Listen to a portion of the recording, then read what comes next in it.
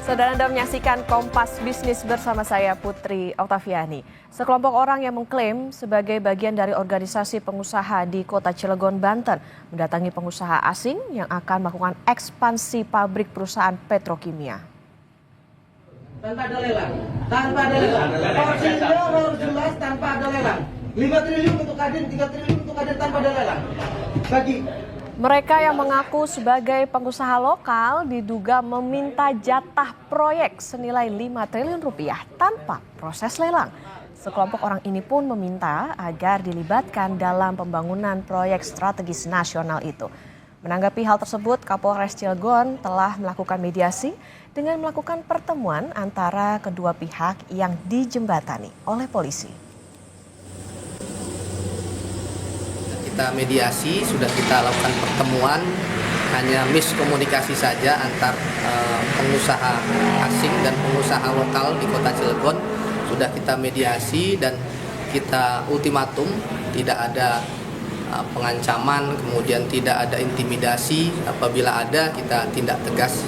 Alhamdulillah kemarin berjalan dengan lancar mediasinya dan kedua belah pihak juga bersepakat tidak adanya ancaman maupun premanisme seperti itu.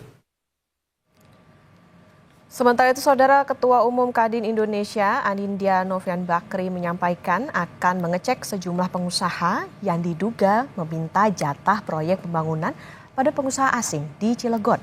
Anin juga menyebut akan mengirim tim untuk berdiskusi dengan pemerintah setempat dan sejumlah pihak lainnya membahas hal tersebut. Hari Rabu ya, itu Kadin bersama Gubernur Banten atau yang diutus bersama BKPM juga penegak hukum akan melihat. Jadi kalau ada hal-hal seperti itu lebih ke arah oknum dan itu levelnya kan kabupaten kota, sehingga kita akan bekerjasama dengan provinsi dan Kadin Indonesia juga mengerahkan WKUK hukum dan organisasi untuk benar-benar kita menindaklanjuti dan menyikapi secara bijak dan cepat. Pengusaha lokal di Cilegon, Banten menyayangkan aksi minta jatah proyek oleh pihak yang mengaku bagian dari organisasi pengusaha di Kota Cilegon yang viral di media sosial. Hal ini dikhawatirkan bisa menimbulkan persepsi bahwa pengusaha di Cilegon melakukan aksi premanisme. Selain itu, aksi ini juga berpotensi mengganggu iklim investasi di Banten.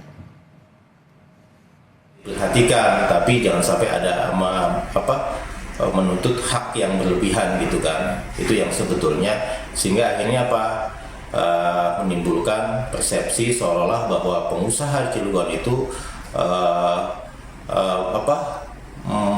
menyatakan dirinya tidak beda jauh dengan premanisme gitu kan. Saya tidak mau seperti itu, bahwa posisi sebagai pengusaha harus kita jaga marwahnya.